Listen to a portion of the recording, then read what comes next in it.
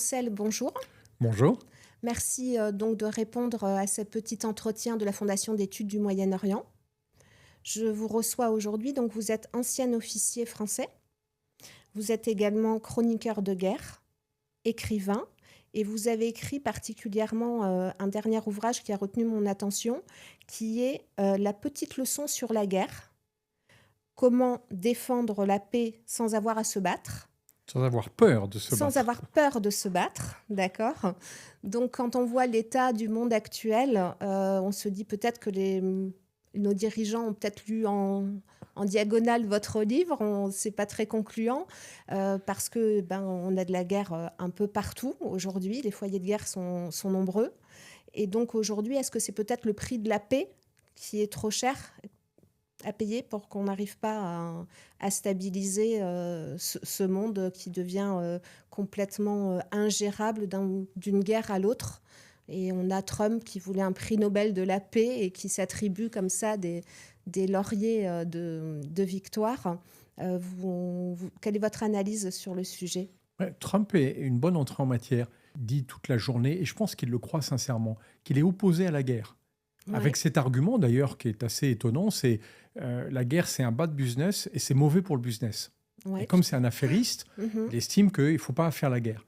Mais en même temps, il est incroyablement polémique et brutal dans sa manière de vouloir stopper la guerre. Sauf quand on aurait besoin qu'il l'envisage. Ouais. Je vais prendre l'exemple avec Gaza, où il a tordu le bras de Netanyahou pour que l'autre stoppe enfin sa politique de dévastation de Gaza. Mais pour autant, il ne l'empêche absolument pas à continuer sa politique de violence totale contre les Palestiniens. Comme si les choses allaient se calmer simplement parce que officiellement on n'est plus en guerre. Mais on voit bien qu'on n'est pas en paix. Et c'est ça la difficulté avec Trump, c'est qu'en fait, il ne fait pas la différence entre la non-guerre et la paix. Alors, son fameux plan de paix, de cessez-le-feu qui n'en est pas un, est-ce qu'on peut lui attribuer quand même un succès vous le qualifiez comment ? Alors, je le qualifierais de plan de fin de la guerre. Effectivement, c'est un plan de cessez-le-feu. Ce n'est pas du tout un plan de paix. Oui. Et c'est bien là le sujet, c'est qu'il y a une immense étape entre le fait d'avoir stoppé la guerre, je veux dire officielle, parce qu'il y a quand même des combats au quotidien, mais on n'est plus sur la politique de Netanyahou que Netanyahou a infligé après l'attaque terroriste du 7 octobre par le Hamas, qui était quand même de l'ordre de 300 bombardements par jour. Un bombardement se fait pour tuer au moins une personne. Donc ça veut dire qu'on a plutôt frôlé entre 100 et 300 morts au quotidien, ce qui veut dire simplement que le jour où quelqu'un pourra déblayer les décombres de la bande de Gaza, ce n'est pas 70 000 morts comme le veut le bilan officiel qu'on trouvera, c'est plutôt le double. Avec 300, il faut multiplier par 3,5 le nombre de blessés dans des bombardements, donc on est plutôt à au moins un quart de la population palestinienne de la bande de Gaza qui a été tuée ou blessée par cette guerre. Ça s'appelle créer une génération de terroristes qui vont vouloir se venger d'Israël et qui s'en prendront à qui ? À leurs enfants. Donc ça, ce n'est pas une résolution de la paix, ce n'est pas une résolution de l'avenir. Et c'est pour ça que Trump est extrêmement ambigu sur le sujet, parce que d'un côté, il dit « je veux stopper la guerre », et tant mieux, personne ne va regretter que cette guerre s'arrête. Exactement la même logique, tout à fait. Ouais. C'est ça qui est assez terrifiant, en fait.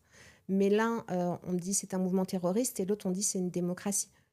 Alors, c'est une démocratie, indéniablement. Donc, partons du principe qu'il y a une majorité d'Israéliens qui souhaitent avoir cette politique. J'interroge cette majorité d'Israéliens et je leur dis, vous croyez que vous allez construire un avenir sur une violence pareille ? Je rappelle que c'est Netanyahou qui leur avait vendu qu'avec sa politique d'une très grande brutalité, avant le 7 octobre, il allait leur apporter la sécurité. Israël n'a jamais connu de son histoire, depuis les guerres des années 70, n'a jamais connu une situation sécuritaire aussi épouvantable. On n'a jamais eu autant de morts, autant de destruction. Et je rappelle que ce n'est pas que Gaza, c'est une guerre globale dans toute la région qui s'en est prise au Liban, à la Syrie, à l'Iran, au Yémen. Donc en fait, on est dans une guerre régionale. On ne peut pas vivre dans une guerre permanente. Alors, comment vous expliquez cette faille, en fait ? Et quand on voit que Netanyahou, effectivement, est aujourd'hui en guerre quasiment avec tous ses voisins, Est-ce que c'est peut-être le but? Est-ce que c'est une conquête de territoire élargie? Je vais mettre en face la première déclaration du Hamas à un journal américain. On est au tout début de la guerre. Je crois que c'est le Wall Street Journal, mais peut-être que c'en est un autre. Un grand média américain qui interviewe plusieurs responsables du Hamas et qui disent qu'est-ce que vous cherchez à travers cette guerre? Et le Hamas lui répond: nous voulons instaurer un état de guerre permanent contre Israël. Et on a l'impression que c'est exactement ça qu'ils ont obtenu. C'est-à-dire qu'il y a une forme du 7 octobre pour vous? Ah oui, une forme de complicité entre les extrémistes israéliens et les extrémistes palestiniens. Entre, pardon de les mettre en face, mais je pense qu'ils sont au même niveau. Entre le Hamas, qui est allé tuer 1200 essentiellement gamins, en tout cas désarmés, et ces jeunes qui étaient là pour s'amuser. C'est pas une guerre, ça s'appelle un massacre, c'est un acte terroriste. Et puis, ce qu'a fait Netanyahou, d'aller tuer probablement plus de 100 000 personnes. Parce que là non plus, on ne peut pas considérer ça comme une simple riposte. Non seulement c'est pas une riposte, mais en plus, elle n'a jamais été ciblée sur le Hamas.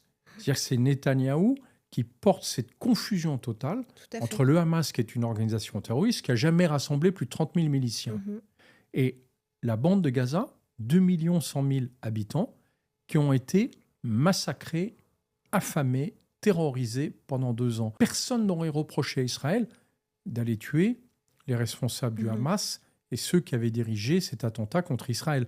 Mais ça nécessitait 100, peut-être 200 ou 300 personnes à les récupérer et tuer. Là, on est à plus de 100 000 morts. Je veux dire, on est dans un échange de massacres sans fin. Donc c'est ça qui est extrêmement inquiétant. Et moi, je pense, pour avoir bien observé et avoir lu la biographie de Netanyahou, son autobiographie, Bibi A Story, en fait, lui estime qu'en réalité, les Israéliens ne pourront jamais coexister avec les Palestiniens. Et donc, il se sert de cette guerre, en réalité, pour sortir les Palestiniens, que ce soit sur la bande de Gaza, en Cisjordanie, ou même sur le plateau du Golan, qui est pourtant syrien. Non, mais ça, tout à fait. Et aujourd'hui, quand on voit ce qui se passe, effectivement, Netanyahou, aujourd'hui, il y a encore des tirs, il y a encore des bombardements, mais en même temps, on voit le Hamas qui parade encore dans Gaza. Donc en fait, qui viennent me chercher. J'ai envie de dire, comment se fait-il qu'on a bombardé Gaza, qu'on a tué des milliers et des milliers d'innocents, des enfants, qu'on a affamé des populations pour soi-disant éradiquer le Hamas, et qu'aujourd'hui le Hamas est visible de tout le monde dans la population, visible des Israéliens, visible, et qu'il soit libre. Qui pouvait croire Netanyahou quand il disait qu'il visait le Hamas? Le Hamas est une organisation terroriste. Je ne pense pas qu'il y ait beaucoup de pays qui aient autant d'expérience qu'Israël pour lutter contre le terrorisme. Est-ce qu'on a déjà mis fin à un mouvement terroriste en le bombardant et en bombardant la population qui vit autour? Jamais. Par contre, on a au moins doublé les effectifs de miliciens du Hamas. Au départ de la guerre, le 7 octobre 2023, je ne vais pas remonter plus loin alors qu'on le devrait, mais je vais partir de l'attaque terroriste du Hamas, qui était clairement destinée à provoquer Israël. On estimait, les services secrets israéliens estimaient que le Hamas regroupait tant bien que mal 30 000 miliciens, surtout désorganisés et incohérents, mal commandés et mal équipés. Rien à voir avec l'armée du Hezbollah, par exemple, structurée par l'Iran. Là, on va dire que la guerre est arrêtée. La guerre est arrêtée, la paix n'est pas rétablie. Les services secrets israéliens estiment que les miliciens du Hamas sont 60 000. Ils ont doublé. Et ça n'est rien à côté de ce qu'ils pourront recruter dans l'avenir, compte tenu de la violence qu'ils ont exercée. Qu'est-ce qu'on croit que va devenir cette génération qui a survécu à la guerre? Il y a ceux qui vont vouloir partir. Et je pense que dans peu de temps, on leur ouvrira des grandes portes pour qu'ils puissent s'en aller le plus loin possible de la bande de Gaza. Et puis ceux qui resteront et ceux qui voudront se venger passeront le reste de leur vie à les faire des victimes innocentes dans la société israélienne. Voilà, c'est ça qu'a créé Netanyahou avec la complicité du Hamas, parce que finalement, le Hamas est le meilleur ennemi de Benyamin Netanyahou. Bien sûr, et même tous les prisonniers du Hamas qui ont été libérés prisonniers, mais otages aussi, quelque part, parce qu'ils ont été, on va dire, privés de liberté dans des conditions quand même particulières, pour des motifs particuliers, avec une justice particulière. Donc, ces prisonniers qui reviennent, qui en fait étaient... personnellement, je pense qu'il y avait des otages des deux côtés. Alors, il n'y a pas que des prisonniers du Hamas qui ont été relâchés. Pour l'essentiel, c'était des prisonniers palestiniens qui ont effectivement été faits de la manière la plus arbitraire possible, qui n'ont jamais été présentés au moindre juge. Souvent, il n'y a pas de charge contre eux. Il y a même un directeur d'hôpital. Enfin bon, on était en plein délire. En plus, on apprend au fur et à mesure que l'histoire commence à s'ouvrir qu'ils ont fait l'objet de torture de manière assez systématique dans les prisons israéliennes. Donc, mais j'interroge, c'est quoi ces méthodes de fascistes ? Est-ce que parce que Israël a subi l'attaque terroriste du 7 octobre, elle se croit permis de se comporter comme le Hamas ? Ce qu'a fait Netanyahou est du niveau du Hamas, multiplié par 100. 1400 morts, 140 000 morts. Voilà. C'est ça qu'on veut faire ? C'est une escalade ? La prochaine fois, on fera quoi ? On sortira une arme nucléaire ? Je sais que dans l'entourage de Netanyahou, des gens l'ont évoqué. Voilà. On est dans un abysse de violence et de haine. Le point, c'est comment est-ce qu'on en sort ? Et d'ailleurs, il faut qu'on soit très attentif, en France comme dans le reste de l'Europe, parce qu'en France en particulier, on a la plus importante communauté musulmane et la plus importante communauté juive d'Europe. On voit très bien que les extrémistes des deux côtés, je vais parler des patriotes du Rassemblement national et des insoumis qui veulent nous faire croire que d'un seul coup, ils s'intéressent à une cause, essayent d'importer cette tension, comme si on allait monter la communauté musulmane française contre la communauté juive et la communauté catholique. Mais attendez, on est où là ? On n'est pas au temps des croisades. Non seulement il ne faut pas l'importer, mais en plus, il faut se rappeler que notre société tire sa prospérité dans sa capacité à vivre ensemble. Et ce sont ces extrémistes qui veulent qu'on sombre dans le chaos parce que c'est le seul moyen pour eux de prendre le pouvoir. Donc non seulement il faut le refuser, mais en plus, il faut écraser leur pensée qui est absolument lamentable plutôt que d'écraser les gens sous les bombes. Nous n'avons pas à instrumentaliser les différentes communautés en France pour essayer de les remonter les unes contre les autres. Les insoumis essayent d'attirer le vote musulman pour eux, comme si le vote musulman devait se résumer au Hamas. Et par ailleurs, les extrémistes israéliens n'ont pas à essayer de liguer la communauté catholique et la communauté juive française contre la communauté musulmane. S'ils veulent faire la guerre, ils n'ont pas trouvé d'autres moyens au Proche-Orient. Quelque part, je dirais que ça les regarde, je trouve ça consternant, mais ça les regarde. Mais par contre, ils n'importent pas la guerre sur notre sol. Ça, c'est inacceptable. Nous devons vivre ensemble en se respectant mutuellement et non pas en s'écrasant. Oui, mais il y a eu aussi une part de l'extrême droite qui s'est emparée du sujet. Moi, j'étais à beaucoup de manifestations de soutien, d'hommage quand on a eu des victimes d'attentats, Muriel Knoll, Sarah Halimi, etc. Alors Sarah Halimi un peu plus, mais pour Muriel Knoll, on n'était personne dans la rue. Il y avait vraiment personne. L'extrême droite s'est jamais mobilisée sur le sujet.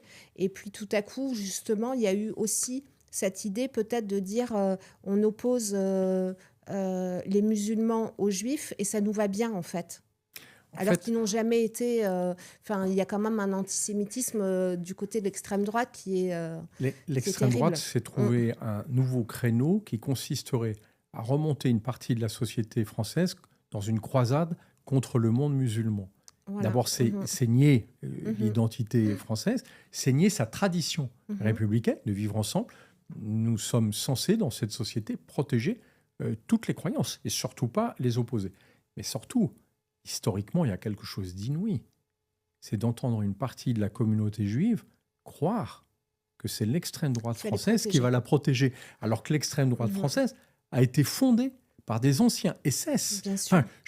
Pardon, mais les quelques survivants des camps que j'ai eu la chance de connaître doivent se retourner dans leur tombe. Ils n'ont jamais cherché à protéger qui que ce soit. Ils veulent instruire une forme de violence pour qu'on se retrouve finalement avec ce qui fait le désastre de la situation actuelle au Proche-Orient, c'est-à-dire des communautés qui n'ont plus pour dialogue que la violence et la brutalité et qui ne mènent nulle part. Et comment vous expliquez, alors Trump, on était passé de Gaza, c'était la French Riviera, ensuite un cessez-le-feu. Ce switch complètement démentiel, pour vous, il s'explique comment en fait? Alors fais attention parce que ce n'est pas un switch. En fait, c'est une première étape.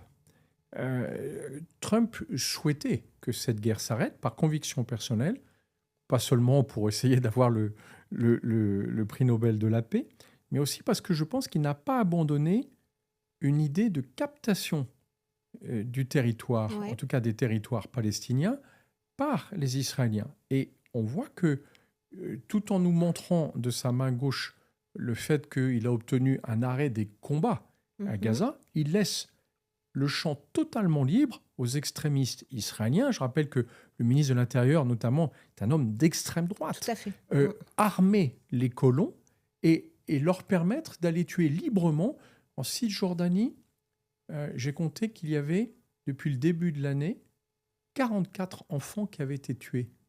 Voilà, 44 enfants. On va nous faire croire que c'était de dangereux miliciens du Hamas. Non, pas du tout. Ce sont des colons d'une violence extrême qu'on arme aujourd'hui, qui sont protégés par l'armée israélienne, dont on voit bien d'ailleurs la dérive totale, puisque la procureure générale de l'armée israélienne, qui était censée être la garante du respect du droit, une armée démocratique à l'origine. Moi, la plupart de mes camarades de Tsahal ont été écartés parce qu'ils ont osé émettre des critiques sur la manière dont cette guerre était menée. Ce n'est pas une guerre qui a été menée, c'est une opération de dévastation. Ça ne s'appelle pas faire la guerre que de bombarder des gosses. Je suis désolé, ça c'est pas la guerre, c'est un massacre.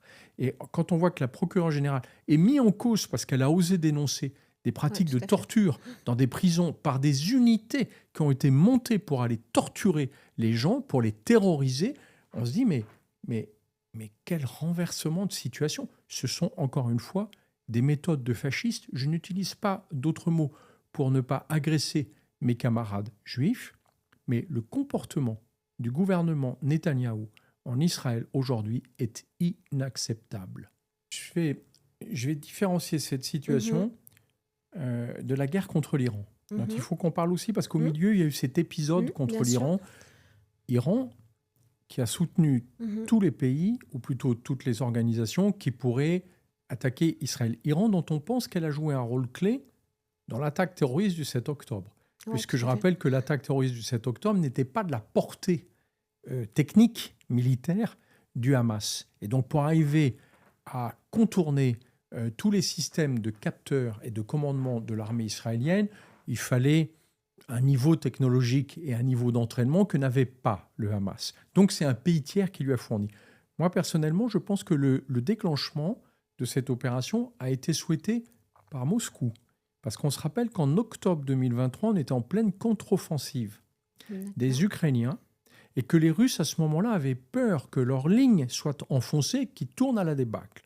Or, comme par hasard, l'attaque du 7 octobre a obligé les Américains, qui étaient l'essentiel soutien militaire des Ukrainiens, à détourner toute leur attention sur Israël, dont on a cru à un moment qu'Israël, qui est une toute petite nation, une nation de 10 millions d'habitants, qui est menacée par l'ensemble de son voisinage, allait être mise en danger. Et puis en fait, ce qui est terrible, c'est que les Américains ont apporté leur soutien à Israël, ce que je trouve normal dans ces circonstances, mais en fait, Netanyahou en a profité pour aller détruire et déstructurer des pays qui ne l'avaient pas attaqué. Le Hezbollah bombardait régulièrement le nord d'Israël. Mais le Hezbollah, pro-iranien, avait affiché dès le départ que si le conflit à Gaza stoppait, ils cesseraient immédiatement leur bombardement. Les Israéliens en ont profité pour aller détruire la structure du Hezbollah. On peut se dire, au fond, c'est la guerre. Par contre, le fait qu'ils continuent à bombarder au Liban régulièrement, c'est juste pour plonger le Liban dans le chaos. La Syrie, El-Assad est tombé. Je rappelle que El-Assad avait une relation très ambiguë avec les Israéliens. Donc, on sait que El-Assad est tombé plutôt sous les coups de la Turquie, et parce que les Américains ont prévenu que les Russes ne pouvaient plus défendre la Syrie. Wow, on a vu ce monstre d'Assad être enfin sorti. D'ailleurs, il est allé se réfugier à Moscou. Oui, on en entend assez angoissant, mais pas vraiment étonnant. Et on voit que maintenant, on a une Syrie qui pense ses plaies de 50 ans de monstruosité du clan Assad et qui a d'autres soucis que d'aller attaquer Israël. Et puis enfin, il y a l'Iran. Alors l'Iran, je m'arrête une minute dessus parce que c'est la seule opération militaire israélienne que moi je justifie d'un point de vue militaire parce que l'Iran était effectivement sur le point de maîtriser la technologie pour construire une bombe nucléaire. Ça n'a jamais été une bombe nucléaire pour pouvoir tirer un missile contre Israël. Ça n'aurait pas de sens puisque Israël a une trentaine de têtes nucléaires. Donc si l'Iran en tant qu'État attaquait Israël, s'exposerait à un suicide collectif. Ouais, tout à fait. Et on sait qu'il y aurait 50 ou 60 millions de morts, ce qui n'aurait absolument aucun sens. Par contre, la vraie crainte des Israéliens, je pense malheureusement qu'elle était fondée, c'était que l'Iran livre une bombe nucléaire, je vais dire, assez primitive. Ce n'est pas une bombe sale, c'est juste une bombe primitive qu'on ne sait pas miniaturiser, qui est transportée dans un container maritime, qui aurait pu se déplacer, par exemple, jusqu'à Tel Aviv et exploser sur le territoire israélien, qui aurait fait 1 million de morts. Et là, je suis désolé, mais les Israéliens ne pouvaient pas prendre le risque d'attendre que ce risque soit avéré, c'est-à-dire que la bombe explose, pour dire « ah mince, on aurait dû faire quelque chose ». Donc, ils sont allés attaquer les installations nucléaires iraniennes avec l'aide des États-Unis qui, au bout de 12 jours, ont stoppé l'offensive. Ce qui est assez surprenant, c'est qu'en fait, il n'est rien fait pour permettre à la résistance iranienne de prendre le pouvoir. Ce n'est pas Israël qui pouvait installer un quelconque mouvement d'opposition. On a vu quand même à ce moment-là 2 phénomènes étranges. D'une part, le fils du Shah d'Iran commençait à apparaître, alors qu'on sait que correspond à rien, qu'il n'a aucun soutien populaire. C'est une pure marionnette. Je vais reprendre un slogan que j'aime bien de la résistance iranienne, hein, ni Shah ni Mollah, quoi. On ne va quand même pas passer d'un extrême à l'autre. Et puis, les Mollahs, qu'on laisse perdurer alors qu'on sait que les Russes ne sont plus capables de les soutenir. Donc je dirais, à quoi est-ce qu'on joue ? Qu'est-ce que c'est que ce pouvoir qui finalement n'est pas fini d'être retourné alors que le peuple iranien attend depuis des années de pouvoir s'en débarrasser. Ce n'est pas une invasion extérieure qui peut le faire. Oui, parce que voilà, il n'y avait pas de volonté d'ingérence de la part des Iraniens. Eux, ils veulent le soulèvement du peuple. Oui, mais on ne l'aide pas. Voilà, et c'est ça qui est surprenant. Voilà. C'est qu'en fait, on laisse ce régime des Mollahs perdurer, à martyriser l'Iran. Et Netanyahou est très ambigu aussi sur ce sujet. Comme si, en fait, en détruisant l'arsenal iranien, il n'avait pas cherché à détruire les structures militaires du pouvoir. Est-ce que les Américains ne l'ont pas souhaité pour ne pas déstabiliser complètement l'Iran ? C'est difficile de savoir. Mais il s'est passé quelque chose en Iran de très étonnant. Ce qui est clair, c'est que les Russes ont abandonné l'Iran. Ils n'avaient plus les moyens de le protéger parce qu'ils sont totalement enlisés dans leur conflit en Ukraine. Mais du coup, que va devenir l'Iran, qui pour moi est un point clé de l'avenir de la région? Et donc, pour en revenir à la reconnaissance de la Palestine par la France, vous voyez ça comment? Alors, d'abord, j'ai entendu beaucoup de débats et surtout de polémiques autour de la reconnaissance de l'État palestinien. Je rappelle qu'il y a plus de 140 pays qui l'ont reconnu. Donc, on va peut-être arrêter de faire les égocentriques. Le sujet, ce n'est pas la France. Le sujet, c'est est-ce qu'une majorité des Nations Unies reconnaissent l'État palestinien? La réponse est oui. Aujourd'hui, la France le reconnaît, la Grande-Bretagne aussi, l'Allemagne aussi. Et je pense que c'est indispensable. Pourquoi ? Parce qu'il faut qu'on ait un interlocuteur d'État. Et là, on arrive à un sujet particulièrement blessant pour le gouvernement Netanyahou. Comment est-ce qu'il peut nous faire croire qu'il veut détruire le Hamas alors qu'il passe son temps à mettre le Hamas en majesté, à faire du Hamas le seul interlocuteur de la bande de Gaza. Donc, on voit bien toute la duplicité de Netanyahou, qui dit combattre le Hamas, mais qui surtout veut le préserver. Pourquoi est-ce qu'il ne libère pas Marwan Barghouti ? Parce qu'il sait très bien que cet opposant palestinien est totalement contre le Hamas et qui serait sans doute un interlocuteur réellement pertinent pour fonder un État palestinien. En fait, c'est ça que ne veut pas Netanyahou. Il veut continuer à laisser ce qui reste de la Palestine dans un état chaotique pour pouvoir essayer de le maîtriser, voire de s'en emparer avec la complicité d'un Donald Trump, mais dont il sait bien que Donald Trump est encore là au pouvoir pour 3 ans seulement. Mais les Israéliens veulent, ou plutôt Netanyahou, parce que j'espère que ce n'est pas une majorité d'Israéliens, Netanyahou veut aller vite sur le sujet des Palestiniens parce qu'il sait que si jamais un État palestinien se monte, à ce moment-là, on sera bien dans une relation d'État à État et qu'on pourra enfin avoir des discussions politiques qui évitera que les Palestiniens ne soient représentés sur la bande de Gaza que par une organisation terroriste dont, pardon, mais je n'ai pas envie d'entendre parler. Bien Elle sûr. devrait être juste totalement marginalisée. Alors Emmanuel Macron avait posé des conditions à la reconnaissance de l'État de Palestine et en disant il faut que ça soit une vraie démocratie. Et dans le langage, on a les soft dictatures, les vraies démocraties. Donc il y a des vraies, des fausses dictatures, des fausses démocraties. Et est-ce que la Palestine et plus généralement le Moyen-Orient, on peut avoir des démocraties comme nous on l'entend en fait, où ça sera forcément différent parce que les fondamentaux ne sont pas les mêmes? Benyamin Netanyahou a été élu très clairement dans une démocratie. Mais est-ce qu'on peut considérer que Israël, actuellement dirigé par un gouvernement d'extrême droite, se comporte comme une démocratie alors qu'il ne respecte plus rien du droit international? Pour moi, on est plutôt dans une ère où c'est la loi du plus fort qui, malheureusement, se laisse imposer par des démocraties qui, encore une fois, hésitent à se battre pour défendre la paix. Pardon, mais nous aurions dû intervenir à Gaza. Bien sûr. Nous aurions dû intervenir en Ukraine. Parce que si nous n'intervenons pas, nous laissons la loi du plus fort s'instaurer et ça n'est pas l'avenir que je souhaite pour nos sociétés. C'est la loi du talion, hein, c'est un peu ça. Et aujourd'hui, donc, c'est quel espoir pour la paix, en fait? Ensuite, il appartiendra aux Israéliens de trouver une manière de nouer une relation forte avec un État palestinien qui soit représenté par des décideurs politiques qui sont là pour faire vivre leur peuple et pas juste pour alimenter une haine éternelle contre leurs voisins. Vous savez, moi, ce qui m'a le plus choqué dans ce conflit, c'est quand j'ai entendu des personnes, je pense à des avocats français, qui sont des grands défenseurs du droit, et qui m'ont dit, la question que je leur posais, mais est-ce que vous trouvez normal qu'on bombarde des enfants, qu'on affame des enfants à Gaza? Pas le Hamas, des enfants. Ils m'ont dit oui, mais de toute façon, ce sont des ennemis d'Israël. Voilà, quand on en est là, ça veut dire qu'on peut tout justifier. Effectivement, il faut s'arrêter et se poser et se dire, est-ce que nous-mêmes, on ne se comporte pas comme des monstres?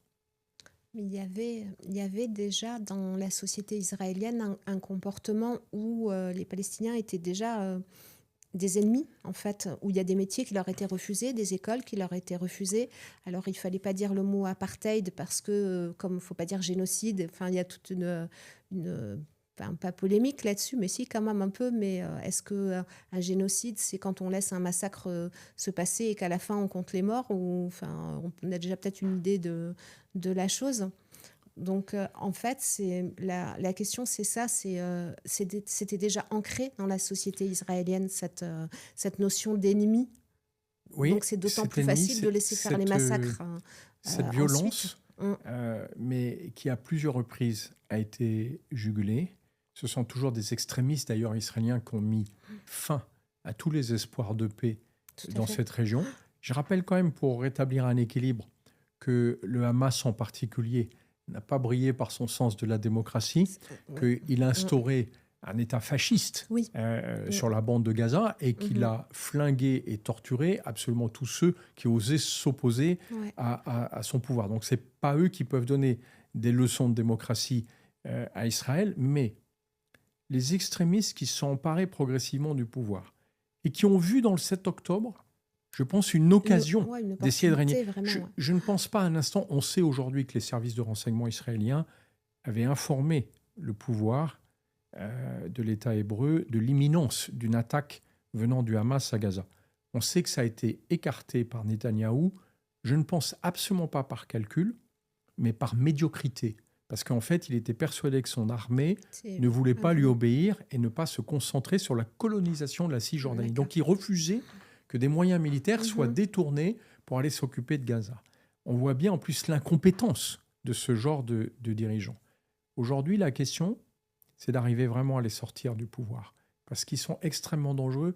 Pour moi, il n'y a pas de paix possible au Moyen-Orient tant que Netanyahou et les extrémistes seront au pouvoir. Au même titre qu'en Ukraine, il n'y a pas de paix envisageable tant que Poutine sera au pouvoir.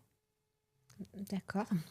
Est-ce que vous voulez rajouter quelque chose pour conclure?